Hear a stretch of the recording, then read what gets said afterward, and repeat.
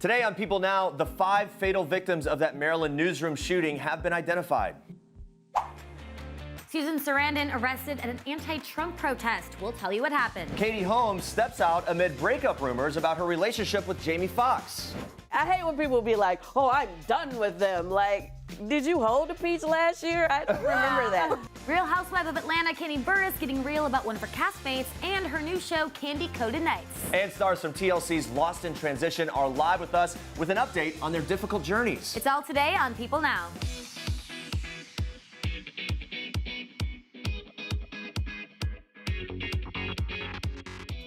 Welcome to People Now. It's so good to see you. We made it to the weekend. Yes, How are you, we Andrea? did. I'm great. All right, we start out on a very serious note this morning. Here's what you need to know and what's trending today. This was a targeted attack on the Capital Gazette. Hours after a gunman opened fire at the Capital Gazette newsroom in Annapolis, Maryland, police have identified the 5 victims of the attack, all employees of that historic publication. Wendy Winters was a mother of 4 who built a reputation as a prolific journalist, reporting on news in her community, this according to the Baltimore Sun. Her daughter telling the publication her mother was a wonderful woman and a fantastic reporter, adding, quote, "We are grieving and trying to make sure all of us can be together to celebrate her life." Rob Hyacin was the assistant editor, according to his byline, and his brother Carl honored him on Facebook late Thursday night, writing in part, "I am devastated and heartsick to confirm the loss of my wonderful brother. He was one of the most gentle and funny people I've ever known. Hug your loved ones like there's no tomorrow."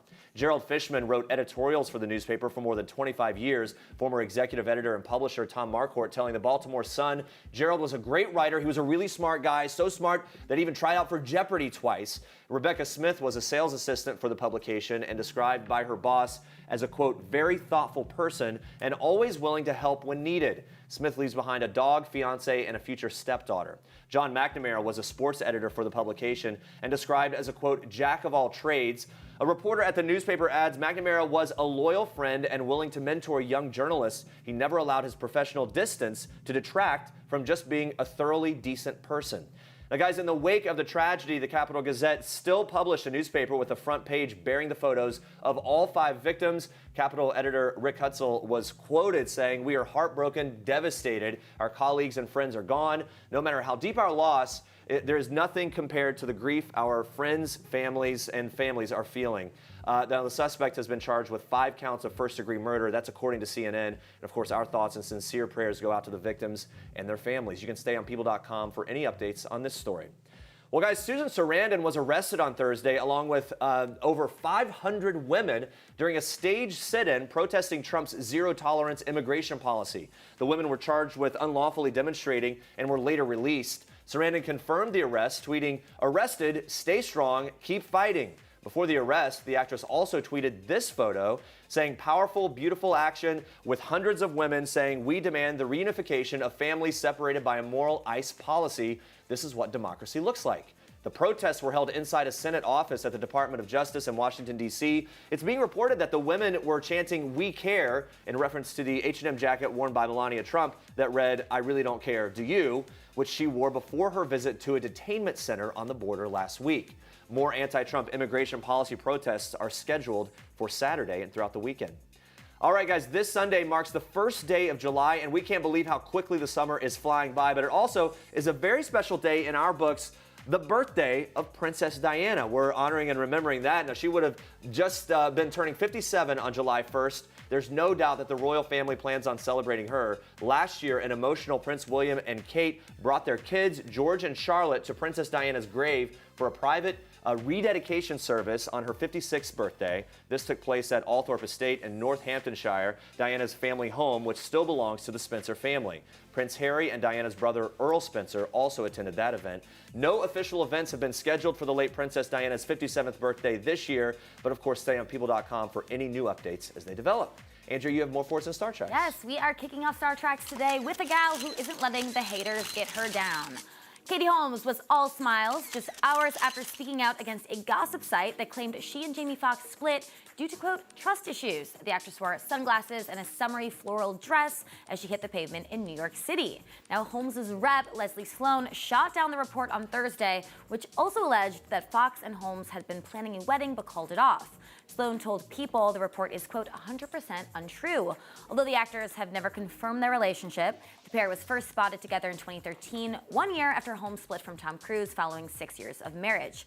More recently, the duo got cozy at Clive Davis's pre-Grammy Awards gala in January, played basketball together on Valentine's Day, which I think is really adorable, and were seen leaving two well-known New York City restaurants together in April and May. Moving on to another couple, Nick Jonas and Priyanka Chopra are packing on the PDA abroad. The couple was spotted getting cozy throughout their trip to India. The duo said goodbye to the country Friday after a week-long stay. Photographers snapping pics of them holding hands while walking through the Mumbai airport. According to one source, the pair is jetting off to Brazil, where Jonas will be performing. Now, the two were visiting India for a friend's pre-wedding bash. Priyanka looked lovely in a red sari, while Nick kept things classy in a fitted blue suit. Of course, this isn't the first time the couple showed off their affection. On Wednesday, the actress posted a photo of Nick standing by the water with her brother. She captioned the shot, "My favorite men." And, you guys get this, even included the heart eye emoji. You know it's real when you use that. You know what? Also a fan of the heart eye emoji is Mr. Jonas, okay? We're really paying attention to the details here. He made their relationship Insta official last week, sharing a video of Priyanka laughing and smiling with the caption, "Her." Gotta admit, I am on board with this relationship. I think they're really cute, all right? Those are your Star Tracks for today. All right, stay with us. Did Drake just confirm that he's a dad? We break down the clues from his new album, Scorpion. Plus, two couples from TLC's Lost in Transition join us live. They're sharing how they make their relationships work. Stick around for that. All right, you know her from Real Housewives of Atlanta and from the girl group Escape, but we had the chance to sit down with Kandi Burruss ahead of her new show on Bravo, Kandi Coded Night. Let's just say we had to edit a lot out of this interview, but here's what she told us about her new late night endeavor. Watch. The thing that is so funny, even when I was doing the show online, people would come on my show and they tell all their business. And it's not like a bad thing. It's like funny thing. And later they're like, I cannot believe I said that. But it's because you feel so comfortable. I think this is a day and age where people need to stop feeling ashamed of their sexuality, or ashamed of, discussing relationships if they're a single person or whatever. They feel like they can't say, oh, I've had a few, different boyfriends or whatever. People want to shame them. It's like, no, let's be real about it. Now people are dating on apps. People are, having whatever they want to do. Whatever makes them happy. Open up the menu. So with that being said, why don't we just keep it real, have a real conversation about it? And if you don't want to have a conversation, just listen into mine and we'll just all laugh about it and have fun. I like that. Just keep it real. Of course, we couldn't let her out of here without getting her to spill some tea on the ladies of Atlanta. So with Kim Zolciak-Biermann telling everyone who will listen, basically, that she is done with the Real Housewives, we had to get Kandi's take, and here is what she said. How she know they wasn't done with her? Oh, okay. I Maybe we don't know which way this whole thing's going. Begging her to come back. I'm just saying. I'm like, I hate when people be like, oh, I'm done with them. Like, did you hold a peach last year? I don't remember that. So listen, I have no beefs with Kim. It's like, I just feel like she is happier on her own show. So do what makes you happy. Yeah. That makes sense. Because I think it's best for her to be happy, for the kids to be happy, her husband to be happy. Do what makes you happy. Don't come into a situation where you feel like we're stressing you. If we're stressing you all the time, then this may not be the situation for you anyway. She says that how she is also thinks so funny. I mean, her show is great. So she was talking about her upcoming guests, Tiny from her group Escape, married to T.I., Erica Jane's going to be on there. Yeah, right. Oh, Jesse Smollett. So I feel like a lot of really good guests to open up. Yeah, and she can get them to open up in unique ways, I think. Because she is so open. Yeah, she draws it out.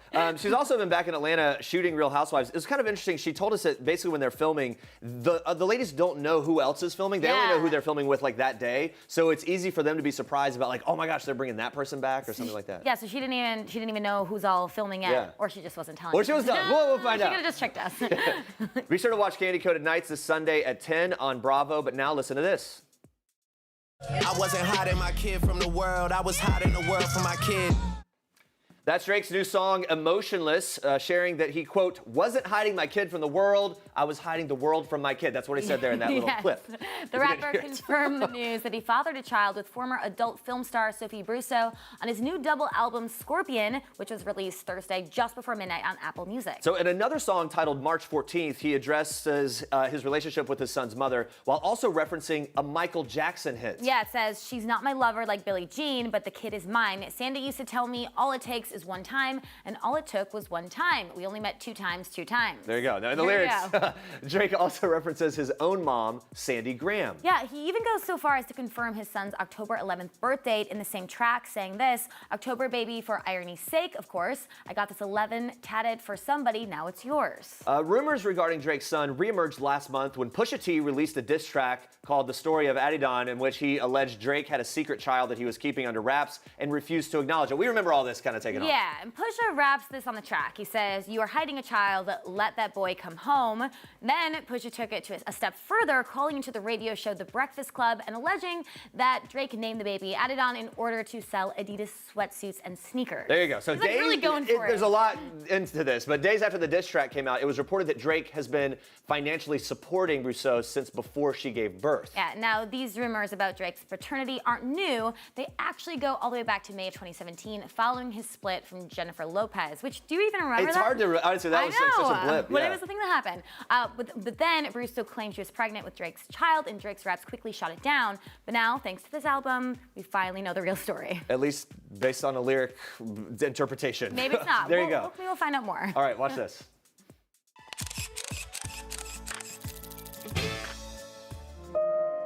I know this solitude. I know this kind of cold. For people who have seen the movie and think that they know what they're coming into, I like to be like, just don't, keep an open mind. Like, you're gonna see all your favorites and all of the things that you're expecting, but it's also it's presented in such a different way. And for people who have never seen the movie, which there's lots of, I just love saying, come in and just like experience For the first time. the whole thing. It's amazing. I've seen that show on Broadway. I loved it. My little girl loved it. And it turns out Patty Murin is completely spectacular. The Disney blockbuster turned musical is sure turning heads. Patty, who plays Princess Anna, opened up about why this Disney heroine was the perfect fit for her. I actually think I was born to play this character. Me too, yeah. Yeah, because she's got, it's like, it's challenging, but there's a fit that's about it. Like my parents are like, oh, well, yeah, it's basically you. Yeah, right. There's a line, I'm like, a tornado with pigtails, and I'm like, yeah, that was good. And Patty credits her husband, fellow actor Colin Donnell, for keeping her level-headed throughout the journey. Apparently, a belly full of food is all it really takes. Well, first of all, he always makes sure I'm fed, which is very important. He's just really good at listening, and he's also really figured out how to either listen to me and just listen if I'm venting, or when I really would like him to help me solve a problem. I feel like we've figured out how to communicate with each other so well now that he'll know kind of what, he has a good intuition as to what I need, whether it's if I just need to cry, if I need to cry and then do something about it. Right. Or, and he's there by my side at every single one of these crazy events, and I've gotten to do that for him for, 3 years now, and so it's nice to be able to sort of trade off the the spouse and actor thing. Yeah.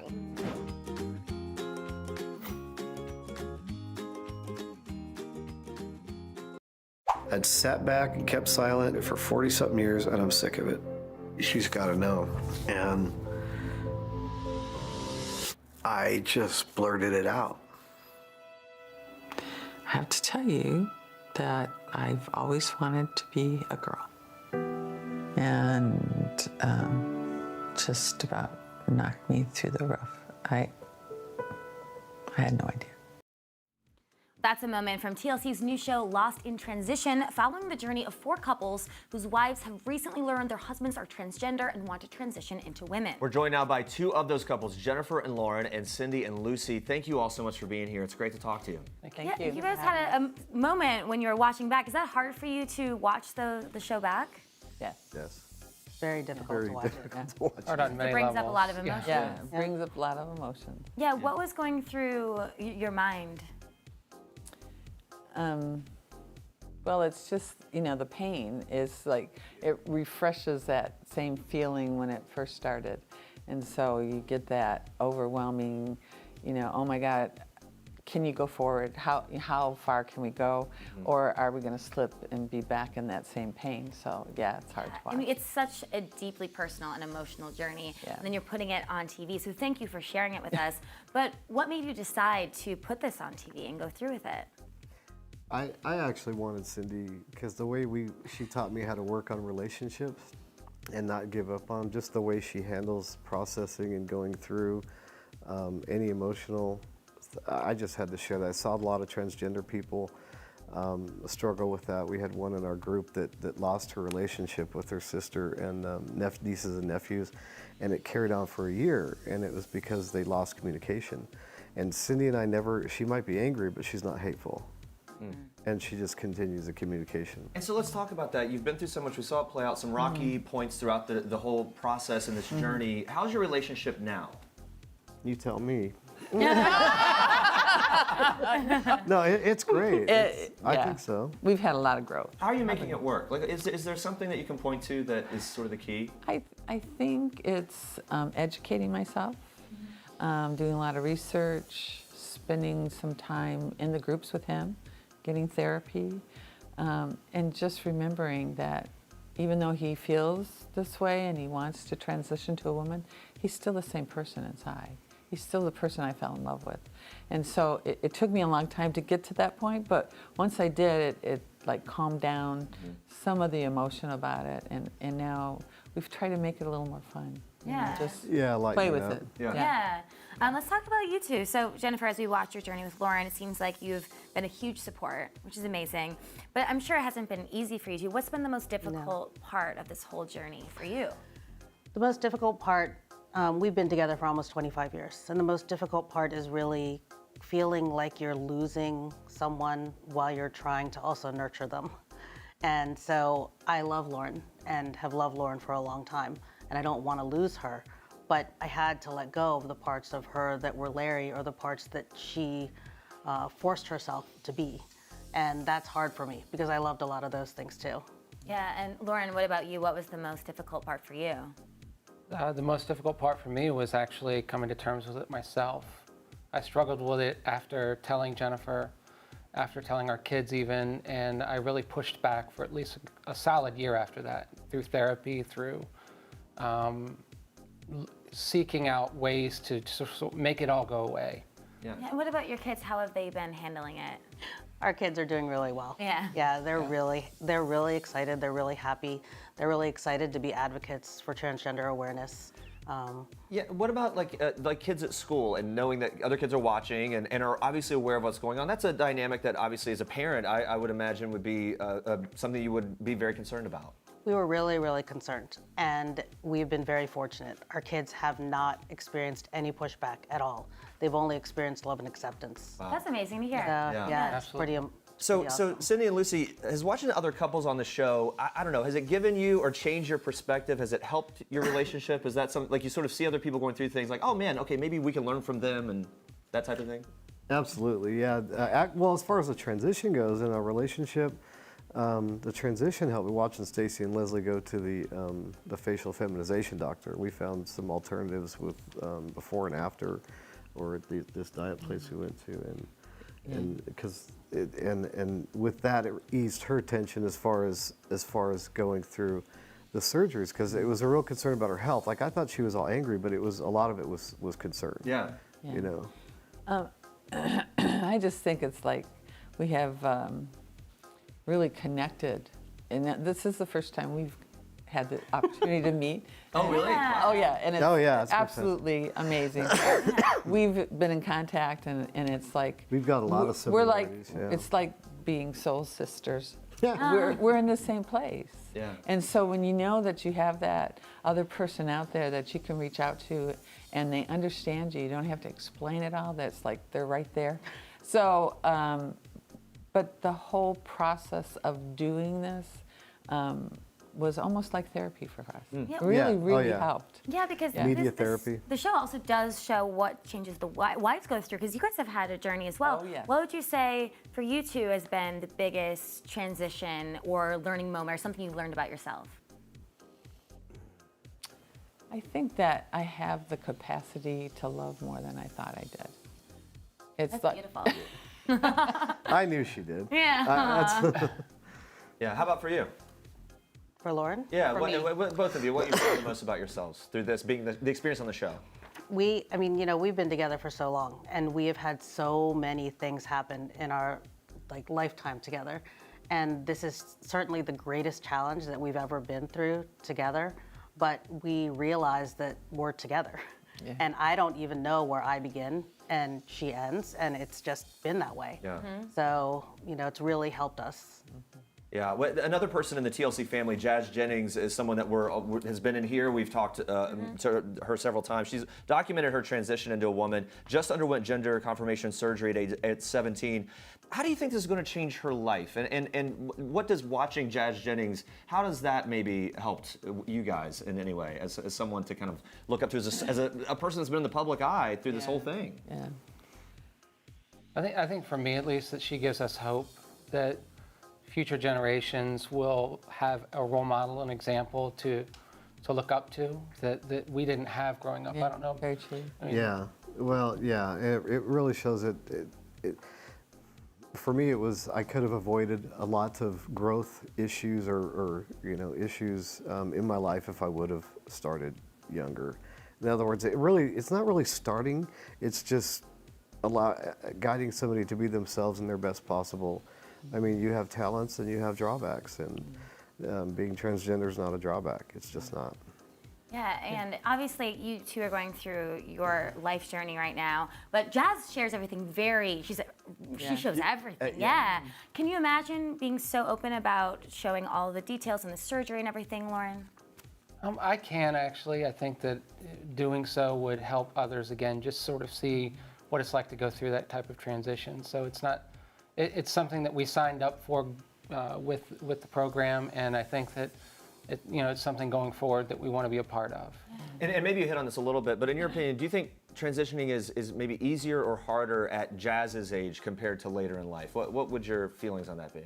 I don't know that it's necessarily easier or harder. I think it has its own set of challenges and might be equally as hard on some level.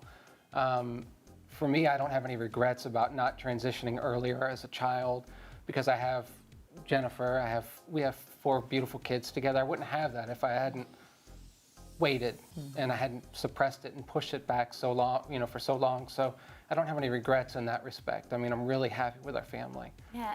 Lucy, do you have any regrets that you waited? No, as far, when you put it like that.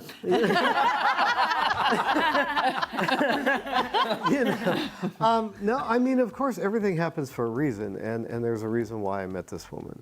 I can always hindsight 20/20 think back, and I think of there's many directions as far as career that maybe I would have gone differently, and of course some of the masculinity that I've developed that I will not be able to get rid of. So as far as my physical look, and then the challenges as the struggles, I probably wouldn't have learned if I would have transitioned back then. I would have learned different ones, and so maybe it's just my path, like she said. She kind of really just nailed it. So, maybe I don't. Except for the physical. Last question for you guys. Where do you see yourselves 5 years from now? What do you think? We'll start with you, Lucy. A hot mess. Right now, I'm just a mess. Okay, got it. How about for you? I just hope that within our relationship, we're a lot more stable at that point, and that our kids are flourishing. I mean, they're all at the point now where they're starting to graduate our high school. Two are going into high school, so we have. We're really child-focused at this point. Yeah. Actually, can I quickly ask you this? You mentioned earlier you're trying to have fun with it now, because we talk about this stuff very seriously. How are you having fun with it? We go shopping together. Okay. We try on makeup. We try on wigs. She's doing what I've done for her for 10 years. She's always ran the clothes by me, and I'll like ixnay or yes, that looks good. And now she's bringing stuff, going no, that no. So- She's critiquing my That's great. Yeah. Well, it's good to hear, guys. Hey, thank you so much for being here. Thanks for sharing all Thank this you with for us. We having really us. appreciate it. Yeah. Guys, you can watch Lost in Transition Sundays at 10/9 Central. Yes, thank you so much for watching, and we will see you next week. And it's on TLC. Yes. Okay.